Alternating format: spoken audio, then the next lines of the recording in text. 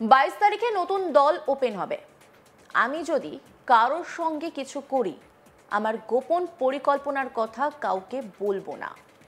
নতুন দল তৈরির পেছনে কার হাত রয়েছে সে বিষয়ে মন্তব্য করলেন হুমায়ুন কবির। মুর্শিদাবাদে বাবরি মসজিদের ভিত্তিপ্রস্তর স্থাপন করেছেন তৃণমূলের সাসপেন্ডেড বিধায়ক হুমায়ুন কবির। আর সেই ঘটনা তোলপাড় ফেলে দিয়েছে রাজ্য রাজনীতিতে। অনেকেই মসজিদ গড়ার জন্য অনুদান দিতেও শুরু করেছেন। মঙ্গলবার নিউ টাউনের এক বিলাসবহুল হোটেলে আসেন ভরতপুরের তৃণমূলের বহিষ্কৃত বিধায়ক হুমায়ুন কবির। আর সেখানে সাংবাদিকদের মুখোমুখি হয়ে হুমায়ুন কবির তার 22 তারিখে নতুন দল ওপেন করা প্রসঙ্গে বলেন, 22 তারিখে নতুন দল ওপেন হবে। আগে বলেছিলাম 50,000 লোকের উপস্থিতিতে করব, এখন বলছি লক্ষাধিক মানুষের উপস্থিতিতে দল ঘোষণা করব। এতে কার ইন্ধন আছে সেটা আপনারা দেখুন। আমি যদি কারোর সঙ্গে কিছু করি, আমার গোপন পরিকল্পনার কথা কাউকে বলবো না। কি বলছেন হুমায়ুন কবির, শুনবো। পুরো দল 22 তারিখে ওপেন হবে। আগে বলেছিলাম 50,000 লোকের উপস্থিতিতে করব, আজকে বলছে আপনাকে লক্ষাধিক মানুষের উপস্থিতিতে দল ঘোষণা করব। আপনার পিছনে কি কোনো ইন্ধন আছে অন্য কোনো রাজনৈতিক দলের? কে ইন্ধন আছে না আছে ওটা অনুসন্ধান আপনারা করুন, আমি কেন বলবো আপনাকে? আমি তো বলবো না। আমি যদি কারোর সঙ্গে কিছু করি, আমার গোপনীয় বিষয়টা বা আমার যে পরিকল্পনা সেটা আপনাকে তো আমি ওপেন করবো না। আপনার আছে? বললাম তো আপনাকে ওপেন করবো কেন? এখনো পর্যন্ত কত টাকা উঠেছে, কোন কোন জায়গা থেকে মানুষ অর্থ পাঠাচ্ছেন, রাজ্যের আর কোন কোন জায়গায় এই ধরনের মসজিদ তৈরির প্রস্তাব রয়েছে, সেই সমস্ত বিষয়ে বিস্তারিত জানালেন হুমায়ুন কবির। একই সঙ্গে মুর্শিদাবাদ জেলার স্বাস্থ্য ব্যবস্থা পর্যন্ত নেই বলেও মন্তব্য করতে শোনা যায় হুমায়ুন কবিরকে। কি বলছেন তিনি, শুনুন। মুর্শিদাবাদ মেডিকেল কলেজ, ওখানে যে সমস্ত সুপার স্পেশালিটি হসপিটালগুলো রয়েছে সেগুলো কি পরিষেবা দিতে পারছে না বলে আপনাকে মসজিদের সঙ্গে আবার হাসপাতাল পরিষেবা দিচ্ছে কিন্তু পর্যাপ্ত না। আপনি এখনো যদি হঠাৎ করে ভিজিট করেন যে হসপিটালের পরিকাঠামো বা তাদের চিকিৎসা পরিষেবা, তাহলে আপনি সবসময় দেখতে পাবেন যে একটা বেডে 3টে পেশেন্ট শুয়ে, তারপরে নিচেও পেশেন্ট শুয়ে। মানুষ অসুস্থ হয়ে সুস্থতার জন্য হসপিটালে যায় বা নার্সিংহোমে যায়, ওখানকার পরিবেশই বলে দেবে যে সে অসুস্থ, আরো বেড়ে যাবে তার অসুস্থ। এই যে মন্দির মসজিদ বিতর্ক এবং তারপরে যে সমালোচনা, তার সম্মুখীন হয়ে কি সিদ্ধান্ত যে হাসপাতাল করবেন? তো হ্যাঁ, আমরা অনেক আমি আগে থেকেই ভেবেছিলাম। কেন বলুন তো, আমরা দেখেছি মুর্শিদাবাদ জেলায় যে সমস্ত নার্সিংহোমগুলো রয়েছে সব তো কন্ট্রোল করে চিফ মেডিকেল অফিসার ডিস্ট্রিক্টের সিওমএইচ।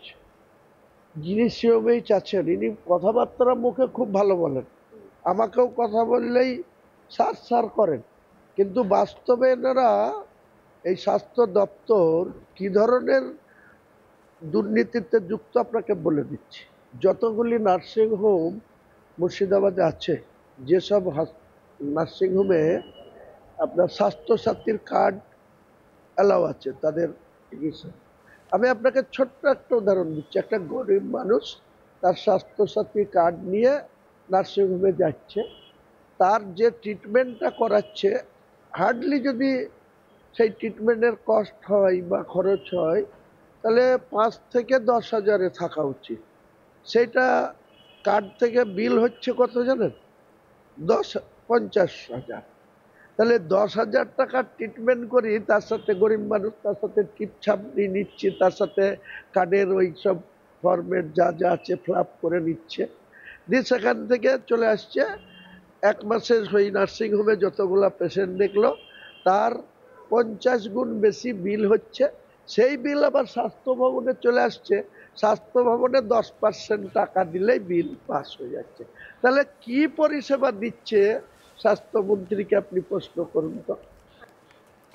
হুমায়ুন কবিরের এই বাবরি মসজিদ তৈরির জন্য কারা কারা অর্থ দিচ্ছেন, এখনো পর্যন্ত ঠিক কত টাকা সংগ্রহ হয়েছে, এই ধরনের বিবিধ প্রশ্ন তুলতে শুরু করেছেন অনেকে। সংবাদ মাধ্যমের মুখোমুখি হয়ে এই সংক্রান্ত অনেক প্রশ্নের উত্তর দিলেন খোদ হুমায়ুন কবির। কি বললেন তিনি, শুনবো।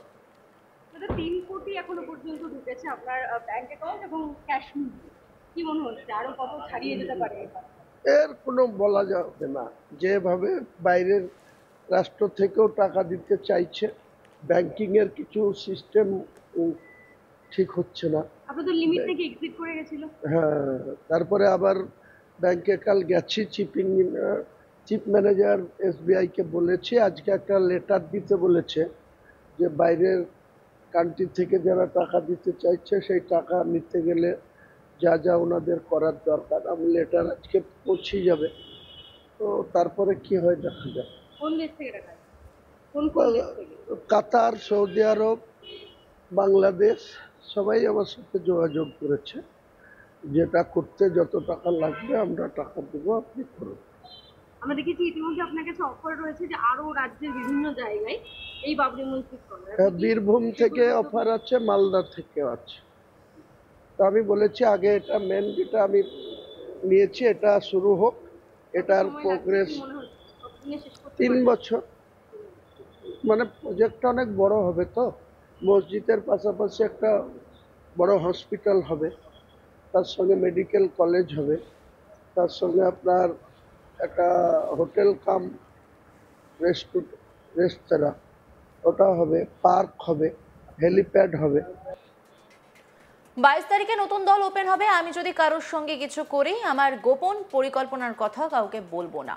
নতুন দল তৈরির পিছনে কার হাত রয়েছে সেই বিষয়ে মন্তব্য করলেন হুমায়ুন কবির। কি বলছেন তিনি শুনুন। পুরো দল 22 তারিখে ওপেন হবে। আগে বলেছিলাম 50,000 লোকের উপস্থিতিতে করব, আজকে বলছে আপনাকে লক্ষাধিক মানুষের উপস্থিতিতে দল ঘোষণা করব। আপনার পিছনে কি কোনো ইন্ধন আছে অন্য কোনো রাজনৈতিক দলের? কে ইন্ধন আছে না আছে ওটা অনুসন্ধান আপনারা করুন, আমি কেন বলবো আপনাকে? আমি তো বলবো না। আমি যদি কারোর সঙ্গে কিছু করি, আমার গোপনীয় বিষয়টা বা আমার যে পরিকল্পনা সেটা আপনাকে তো আমি ওপেন করবো না। আপনার আছে? বললাম তো আপনাকে ওপেন করবো কেন? এখনো পর্যন্ত কত টাকা উঠেছে, কোন কোন জায়গা থেকে মানুষ অর্থ পাঠাচ্ছেন, রাজ্যের আর কোন কোন জায়গায় এই ধরনের মসজিদ তৈরির প্রস্তাব রয়েছে, সেই সমস্ত বিষয়ে বিস্তারিত জানান হুমায়ুন কবির। একই সঙ্গে মুর্শিদাবাদ জেলার স্বাস্থ্য ব্যবস্থা পর্যাপ্ত নেই বলেও মন্তব্য করতে শোনা যায় হুমায়ুন কবিরকে।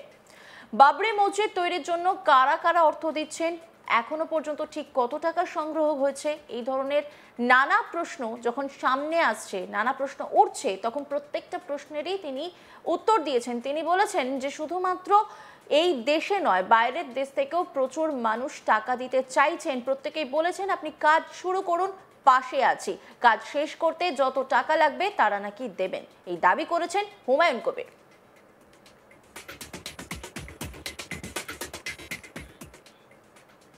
অন্যান্য খবরের আপডেটের জন্য অবশ্যই নজর রাখুন আজ তাক বাংলার ইউটিউব স্ট্রিমিংয়ে। লাইক, কমেন্ট, শেয়ার এবং সাবস্ক্রাইব করতে ভুলবেন না।